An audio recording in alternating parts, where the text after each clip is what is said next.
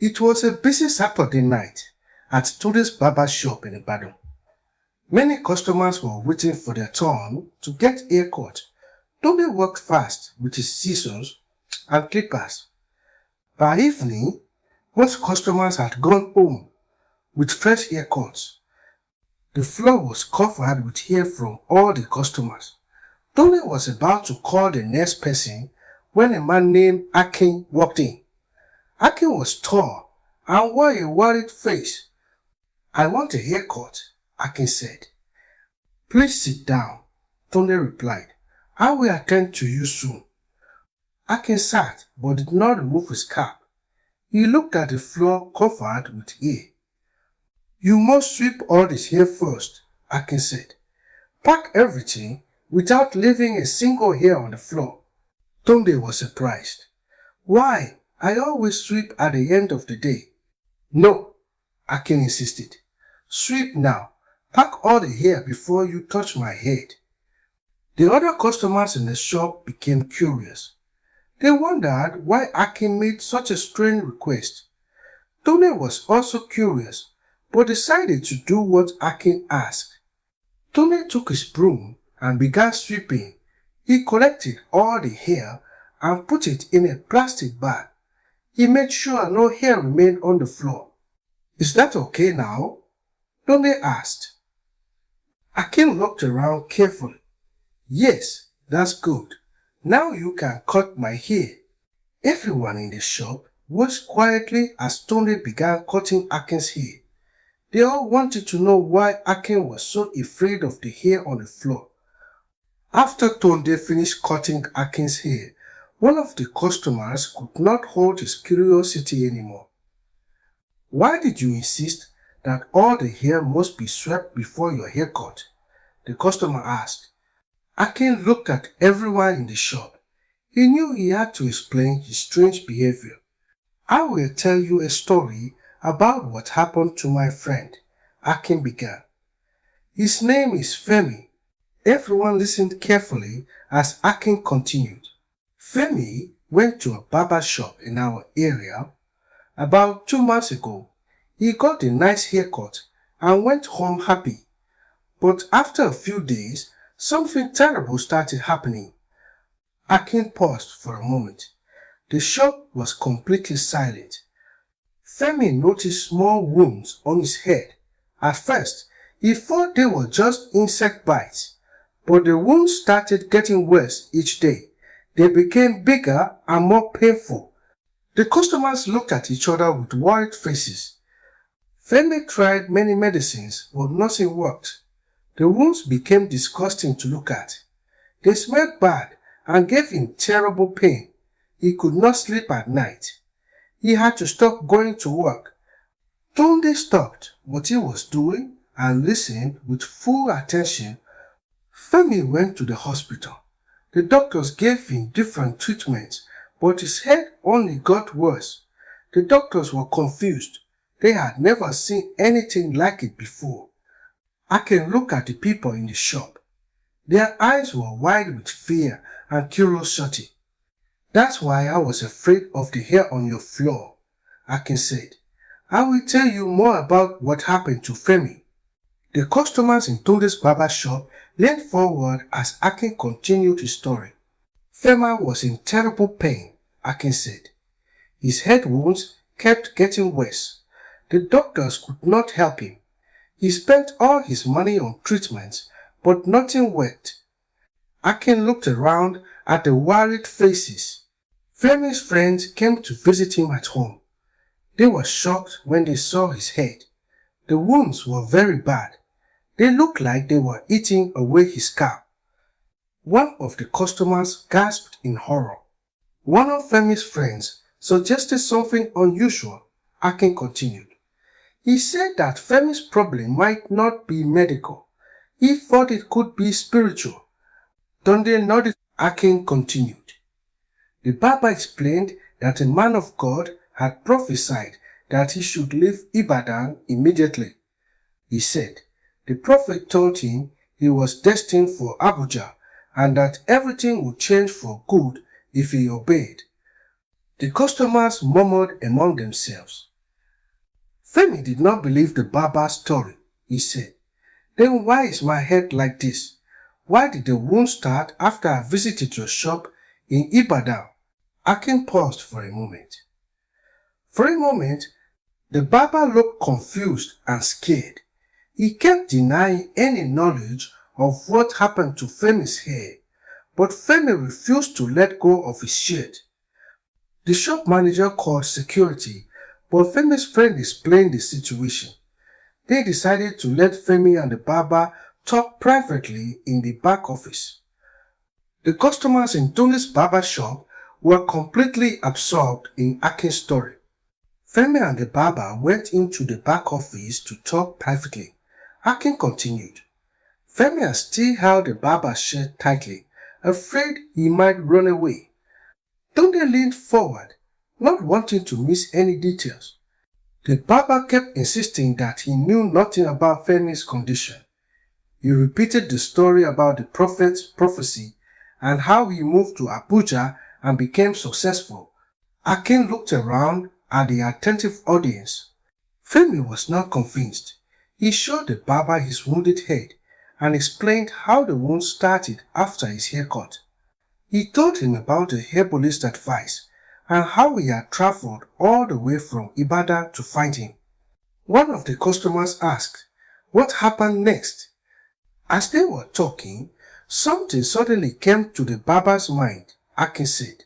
He remembered that there was a man who used to help him at his shop in Ibadan. The customers exchanged curious glances.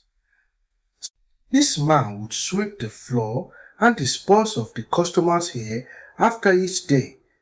The barber said he had not thought about this man for a long time. Tunde's eyes widened. "I think I know where this is going." The barber told Femi that he was ready to follow them back to Ibadan to look for this man. He said, "If something happened to your hair, this man might know something about it." Akin paused for effect. Femi was surprised by the barber's sudden change of attitude. He wondered if the barber was telling the truth or just trying to escape. The barber assured Femi that he wanted to help. He said he would close his shop for a few days and travel back to Ibadan with them. He wanted to find out what really happened. Femi finally let go of the barber's shirt. He was still in pain, but he felt a small glimmer of hope that they might find a solution to his problem.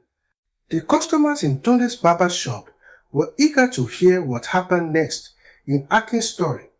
The barber, whose name was Emeka, kept his promise. Akin said he closed his model shop in Abuja and arranged to travel back to Ibadan with Femi and his friend. Tunde nodded approvingly. That was the right thing to do. They took the next available bus to Ibadan. This time they bought extra seats around them to avoid the same problem with the smell from Femi's head wounds. The customers listened attentively. The journey was long and uncomfortable for Femi. His head was still in terrible pain and the wounds seemed to be getting worse, but he was determined to find answers. Akin looked around at the concerned faces. Emeka, the barber, felt guilty about Femi's condition. He kept asking Femi about his symptoms, and when they started, Femi explained everything in detail. One of the customers asked, "Did Emeka really not know anything about what happened?" Emeka insisted that he had no knowledge of any rituals involving customers' hair. Akin replied. He seemed genuinely concerned and wanted to help Femi. Tunde stroked his chin thoughtfully. During the journey, Emeka told Femi and his friend more about the man who used to help him at his shop in Ibadan. His name was Segun, and he was a quiet man who worked part-time. Akin continued. Emeka said Segun was very interested in the customer's hair. He always made sure to collect all the hair and dispose of it himself. Emeka thought this was strange, but didn't question it at the time. The customers exchanged knowing looks. When they arrived in Ibadan, they went straight to Emeka's old barber shop. It was now being run by someone else. They asked if anyone knew where Segun lived. One of the new barbers gave them Segun's address. Emeka, Femi, and his friend took a taxi to Segun's house, hoping to find some answers. The customers in Tony's barber shop were on the edge of their seats as Akin continued the story. When Amaka, Femi, and his friend arrived at Segun's house in Ibadan, they found that he was not at home, Akin said. They knocked on the door several times, but nobody answered. Tunde and the customers leaned forward, eager to hear what happened next. They decided to wait for Segun to return. As they waited, they noticed something strange through the window. Inside the house, there were several large bags filled with what looked like hair. The customers gasped in surprise. Femi became angry, he said. Why would he bring customers' hair to his house instead of disposing of it? This proves he was up to something. Akin looked around at the shocked faces. Emeka was also shocked. He had no idea that Segun was collecting hair and bringing it home. He started to believe that Segun might have used Femi's hair for something dangerous. One of the customers asked, what did they do next? They decided to call the police. Akin replied. When the police arrived, they explained the situation and showed them Femi's head wounds. They also told them about the bags of hair inside Segun's house. Tunde nodded slowly. That was the right thing to do. The police got a search warrant and entered Segun's house. What they found shocked everyone. There were more than 10 large bags filled with customers' hair from Emeka's old barber shop. Akin paused for dramatic effect. But that was not all. As the police searched the house further, they found something even more surprising. Hidden in a secret room under the floor, there were millions of naira in cash. The customers' eyes widened in disbelief. The police were stunned. They decided to wait for Segun to return and arrest him for questioning. Emeka, Femi, and his friend waited with them, hoping to get some answers about what happened to Femi's hair. The customers in Tunde's barber shop listened intently as Akin continued his story. They waited for several hours at Segun's house, Akin said.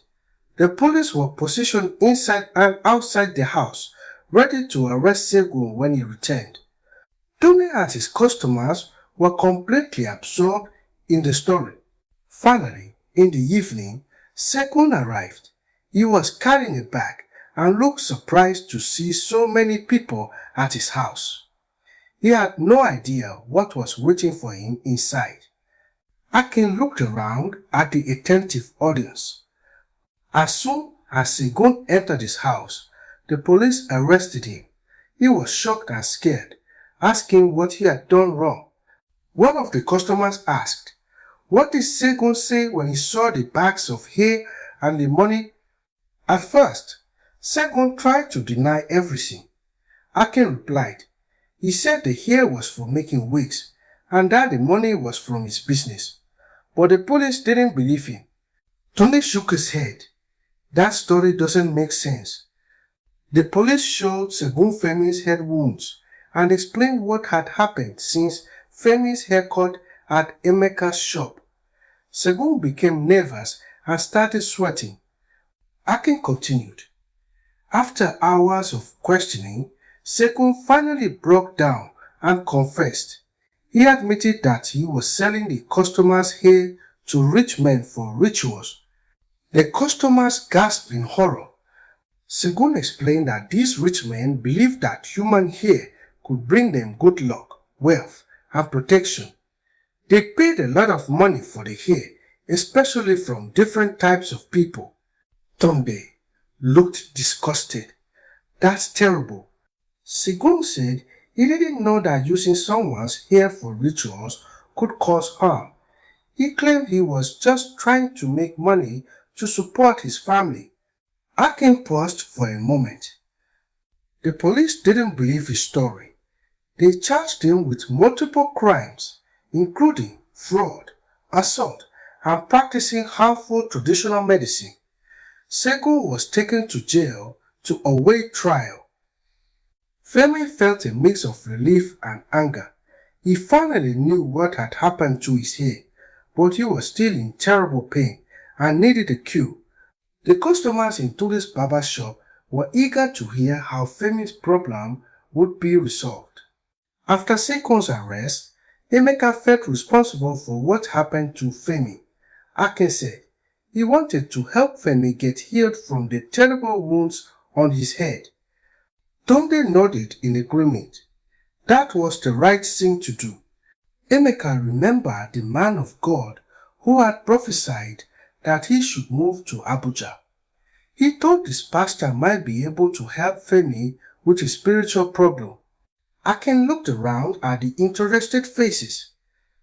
Emeka, Femi, and his friend traveled to the pastor's church. The pastor was a kind man who listened to their story with great concern.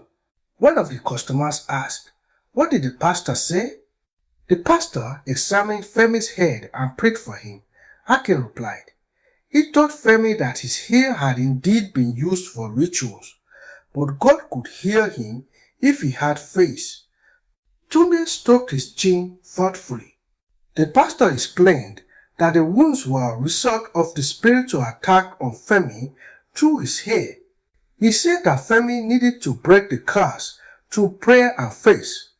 Akin continued. The pastor prayed for Femi for a long time. He anointed his head with oil and asked God to heal him and break any curses that were affecting him. The customers listened with rapt attention. The pastor gave Femi some blessed oil to take home. He instructed him to apply it on his wounds every day and pray faithfully. He assured Femi that God would heal him completely if he believed.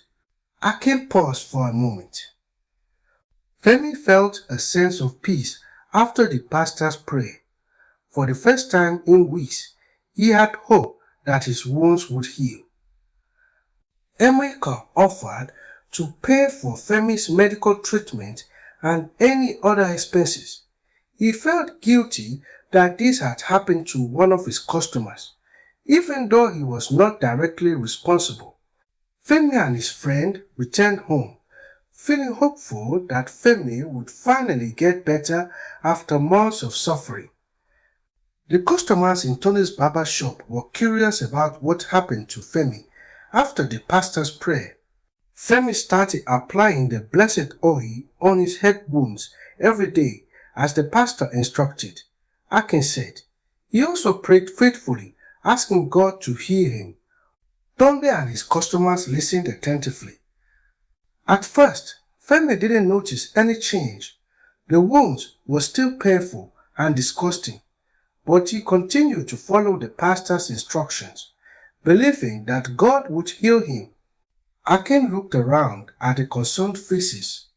After 1 week, Femi noticed something strange. The wounds on his head were not getting worse anymore. They seemed to be staying the same, which was a good sign. One of the customers asked, "Did the wound start to heal?" "Yes," Akin replied. After 2 weeks, Femi saw that the wounds were beginning to close up. The pain was also reducing and he could sleep better at night. Tunde smiled slightly. "That's good news." Femi continued applying the blessed oil and praying every day. He also went back to the pastor for more prayers and guidance. Akin continued. After 1 month, the improvement was significant. Most of the wounds had closed up and new skin was forming. Femi was able to go out in public without feeling ashamed. The customers looked relieved. Femi's friends and family were amazed at his recovery. They had seen him suffer for months and thought he would never get better. Now they witnessed the power of faith and prayer. Akin paused for a moment. Emeka the barber called Femi regularly to check on his progress. He was happy to hear that Femi was getting better. He offered to help Femi in any way he could. After 6 weeks, Femi's head was almost completely healed. Only small scars remained where the wounds had been. The pain was gone and Femi felt like himself again. Femi knew that his healing was a miracle. He thanked God every day for his recovery and for leading him to the pastor who helped him break the curse from his hair. The customers in Tunde's barber shop were curious about what happened to Segun after his arrest. A few months after Segun's arrest, his trial began, Akin said. Femi was called as a witness to testify about what had happened to him. Tunde and his customers listened with interest. Femi showed the court pictures of his head when the wounds were at their waist. He explained how he had suffered for months and how the wounds had affected his life. Akin looked around at the attentive audience. Emeka also testified. He told the court how Segun had worked at his barber shop and how he had no idea that Segun was collecting customers' hair for rituals. One of the customers asked, what did Segun say in his defense? Segun's lawyer argued that there was no proof that Segun's actions caused Femi's wounds. Akin replied. He claimed that Femi's condition could have been caused by something else. Tunde shook his head. That's a weak defense. The prosecution presented strong evidence against Segun. They showed the bags of hair found in his house and the millions of naira he had earned from selling the hair. Akin continued. They also called an expert who explained how hair could be used in traditional rituals and how such practices could harm the person the hair was taken from. The customers nodded in understanding. Several other people came forward to testify that they had also experienced strange problems after getting the haircut at Emeka's shop in Ibadan. This showed that Femi's case was not isolated. Akin paused for a moment. Segun finally confessed in court. He admitted that he had been selling customers' hair to rich men for rituals. He said he knew it was wrong, but was tempted by the money. The judge found Segun guilty on all charges. He was sentenced to 10 years in prison and ordered to pay compensation to all the victims who had come forward. Femi felt a sense of justice after the trial. He knew that no amount of money could make up for what he had been through, but he was glad that Segun would not harm anyone else. The customers in Tunde's barber shop were eager to hear how Femi's life changed after his ordeal. After the trial, Femi's life slowly returned to normal. Akin said his head was completely healed, with only small scars to remind him of what he had been through. Tunde smiled. That's wonderful news. Femi went back to his job and started socializing again. His friends and family were happy to see the old Femi return, full of life and energy. Akin looked around at the interested faces. Emeka, the barber, kept in touch with Femi. He felt responsible for what had happened and wanted to make sure Femi was doing well. One of the customers asked, did Femi ever get his hair cut again? Yes, but he was very careful, Akin replied. Femi started going to a different barber shop, one that he trusted. He always made sure to watch what they did with his hair after the haircut. Tunde nodded understandingly. Femi also became more spiritual after his experience. He attended church regularly and shared his story with others, warning them to be careful about where they get their hair cut and what happens to their hair afterward. Akin continued, Emeka changed the way he ran his barber shop in Abuja. He made sure to dispose of customers' hair properly himself without letting anyone else handle it. The customers looked pleased. Emeka also started a campaign to educate people about the dangers of hair rituals. He put up posters in his shop and talked to customers about the importance of being careful with their hair. Akin paused for a moment. Femi and Emeka became good friends through this experience. They understood that they were both victims of Segun's actions, and they decided to work together to prevent others from going through what Femi had experienced. Femi's story became well known in Ibadan and Abuja. Many people learned about the dangers of hair rituals and became more careful about where they got their hair cut. Femi was happy that his terrible experience could help others avoid the same fate. He felt that something good had come out of his suffering. The customers in Tode's barber shop were fascinated by how Femi's experience had changed his life and the lives of others. Femi decided to use his experience to educate more people about the dangers of hair rituals. Akin said, he started giving talks at schools, churches, and community centers. Tunde nodded approvingly. That's a great way to help others. Femi shared his story in detail, showing pictures of his head when the wounds were at their worst. He wanted people to understand how serious this problem could be.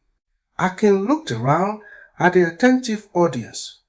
Many people were shocked by Femi's story. They had never thought that something as simple as getting a haircut could be dangerous. One of the customers asked, did people believe him? At first, some people were skeptical, Akin replied. But when Femi showed them the scars on his head and explained everything that had happened, they started to believe. Tunde stroked his chin thoughtfully. Femi also appeared on local radio and television programs to share his story. He wanted to reach as many people as possible with his warning. Akin continued. Emeka supported Femi's efforts. He allowed Femi to put educational posters in his barber shops in both Ibadan and Abuja. The customers looked impressed. The police also got involved in the awareness campaign. They issued warnings about the dangers of hair rituals and advised people to be careful about where they get their hair cut and what happens to their hair afterward. Akin paused for a moment. Femi's effort started to make a difference. More people became aware of the problem and started taking precautions. Barbers became more careful about how they disposed of customers' hair. Femi received many letters and messages from people who had been helped by his warning. Some people shared their own stories of strange experiences after haircuts, which showed that Femi's case was not unique. Femi was happy that he could turn his terrible experience into something positive. He felt that he was helping to protect others from going through what he had suffered. The customers in Tunde's barber shop were moved by Femi's story and how he had turned his suffering into a mission to help others. A year after his ordeal, Femi's life had completely changed. Akin said he was healed, happy, and making a difference in his community. Tunde smiled warmly. That's a wonderful ending to a difficult story.